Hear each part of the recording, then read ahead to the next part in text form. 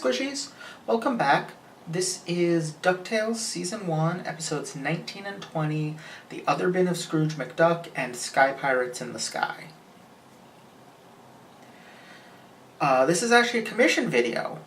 This is, I think, the first time this has happened. Somebody commissioned an extra video of a series I was watching on my own.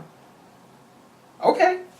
I did check with them that is what they meant to do, but yes, so thank you for commissioning this, Seth. It means I get to move through DuckTales a little faster than I otherwise would.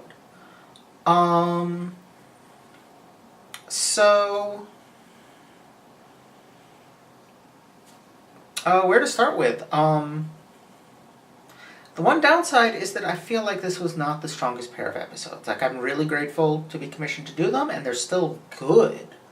There hasn't really been a bad episode of DuckTales so far. But I felt like these...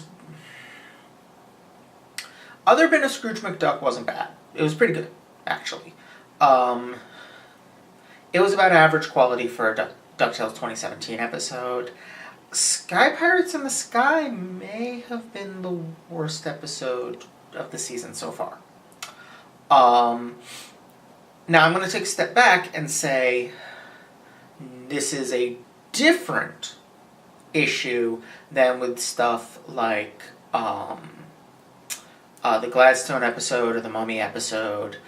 Those had issues of racism and imperialism and stuff that's kind of being uncritically absorbed from the source material. And I'm referring not just to the old DuckTales series or the DuckTales comics, but to adventure serials and the pulp genre, which have a lot of baked-in racism and imperialism to them. That was not the issue here. So I'm just going to preface with that, and then talk about a different episode anyway. I'm going to start talking, because it was first, about The Other Bin of Scrooge McDuck. So this episode fell pretty neatly into an A story and a B story. Most of the episodes this season have. The A story followed Lena and Webby as they explored the titular Other Bin. And the B story had to do... It was this rather silly but fun thing with a conflict between Louie and a Bigfoot who was basically playing out Harry and the Hendersons as a scam. If you're not familiar, Harry and the Hendersons, I'm blanking on which, was a late 80s, early 90s children's fantasy movie, live action, where this family took in a Bigfoot, befriended him, and then ultimately had to drive him away for his own good. And that's a big part of what's being parodied here with Tenderfoot. Or Tenderfeet. I think his name was actually Tenderfeet, plural. So I did like that segment. It was... it was silly fun, which is definitely a register in which DuckTales works. And it was some much-needed Louie focus. I feel like this season of DuckTales is suffering a little from character overload. I think part of the problem is that by making the nephews 3 separate characters, it means there has to be 3 separate sets of 3 times as much character development for them. Because there's 3 times as much character there, because they're not interchangeable. Then compounding that with Webby getting much more character development, which is extremely welcome. Mrs. Beakley getting more, extremely welcome. And then on top of that, they decided to have both this Magica plot arc and introduce Gizmo Duck this season. The show is kind of bursting with characters that all need to be developed. The result has been that a couple of characters, most notably Scrooge Huey and Louie feel more neglected than the others in terms of character development. And in particular, like, Scrooge at least had the Goldie episode. He's had a bunch of episodes pairing him up with other characters, particularly Dewey. He had that great episode pairing him with both Mrs. Beakley and Webby. He's gotten a lot more character development, though not quite enough for somebody who is arguably the main character of the series. Oh, Donald. Donald's also now a main character. He's been heavily neglected this season. And that really leaves these less developed characters in the cold. And then compounding that, I think Dewey has a real connection with Webby, and he's kind of the driving force behind the Della plot arc right now. And then he also plays off well with Scrooge. And that, again, casts the other two brothers kind of in his shadow, which is ironic because a big part of his personality is this desperation for attention that I'll get into in the next episode. So, because he's got a little bit of middle child syndrome going on, he feels overshadowed by the other two.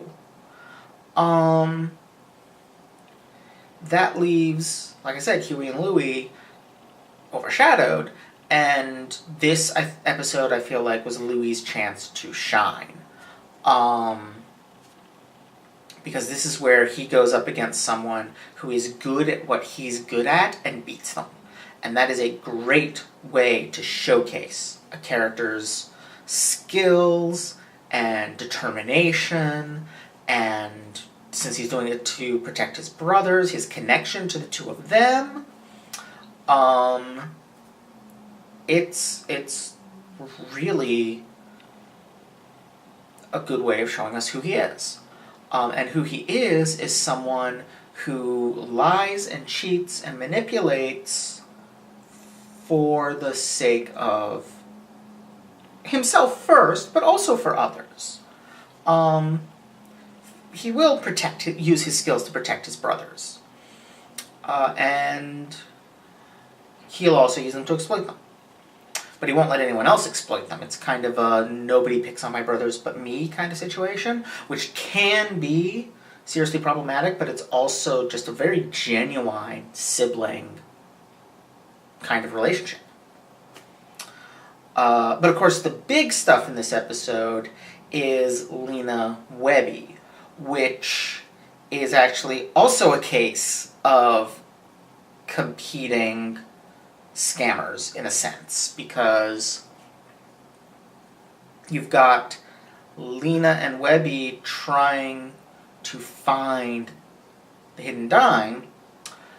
Lena is trying to trick Webby as to her motivations, while at the same time trying to trick Magica as to her motivations, because she is torn between friendship with Webby and doing the job her aunt gave her.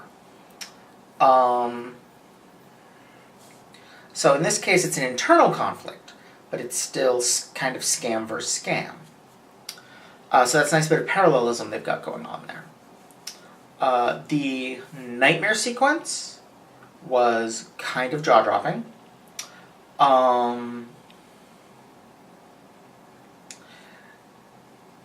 There's some real, like, the Webby doll pinned to the wall in the first episode was a cute reference to the old series.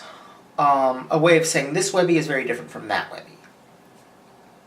But when Webby gets turned into a puppet in the nightmare sequence, she is a dead ringer for the official licensed Webby dolls that were made in the late 80s. My little sister had one. That's exactly what it looked like. And showing that, first attacking Lena and then getting vaporized, I mean, that's kind of going from kind of a jab at an unpopular character to mean-spirited, you know? part of the problem with the old Webby was that the show continually treated her as the annoying tag-along little sister. And so that's what she was, because that's what the show treated her as. But that means this kind of performative hating on her is just playing into that same mistake. It'd be much better, I think, to just kind of let that go and let this Webby stand alone as her own seriously awesome character. I honestly think this version of Webby is my favorite character in the show. Which is, saying something, because this show's got some great characters in it. Which is why it's kind of disappointing that there's so many of them stuffed in that some of them get squeezed out. And that's where we get my issues with Sky Pirates in the Sky, which are twofold, really. One is Ducktales. I more or less remember Tailspin. I remember the two main villains of it were Shere Khan as essentially Lex Luthor, Shere Khan as this smooth-talking, evil, scheming business tycoon, and Don Carnage, the Sky Pirate. And they were both really good villains in different ways. Don Carnage was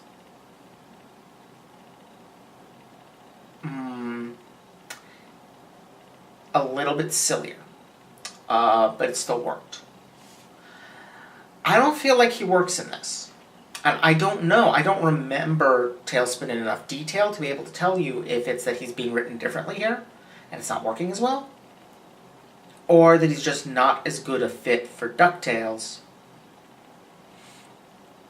as he is for Tailspin. But I think it's the former, because I don't think the Tailspin villain was quite that transparent. This Don Carnage is kind of pathetic. He is simultaneously helpless without his pirates and incredibly cruel to them, which raises the question of why they don't just kick him out and go on their own, which of course they do, only to welcome him back in more or less because the reset button demands it, so that he can be brought back as a villain in future episodes, which I'm really not looking forward to, honestly. I just feel like he fell completely flat for me. Does not help that the musical number was eh. Don't get me wrong, I like a good musical number in my cartoons. I've talked about some great musical stuff done in Steven Universe, in Gravity Falls. This just didn't work. I don't know what happened, really, what competing influences were going on, but I feel like the show is really good at delivering adventure episodes with some strong comedy elements, but I feel like this was more of a comedy episode with adventure elements, and it just did not stick the landing, so to speak. Which is weird, because that's what Day Trip of Doom was. And Day Trip of Doom worked really well. It was a comedy episode with some adventure elements, and it was great. So it's not that. It's just a kind of shaky episode. And then to top all of that off, the other issue with it is the Dewey thing. Dewey has been overshadowing his brothers. He's been, from the perspective of the viewer, a little bit of a screen hog. So giving him the plot line where he feels ignored feels petty of him. Even though, like, from his perspective, he is. But it's just, it jars so badly with the viewer's perspective that it harms the episode, in my opinion.